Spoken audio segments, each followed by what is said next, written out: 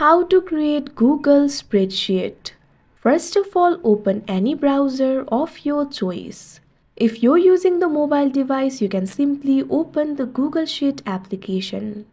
If you've opened the browser, click on the search bar and type in docs.google.com/spreadsheets. Press enter.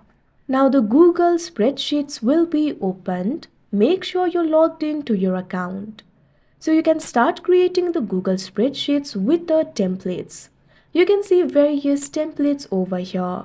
You can click on the option Template Gallery. After that, you'll be able to see more templates. You can simply click on any of the template in order to get started.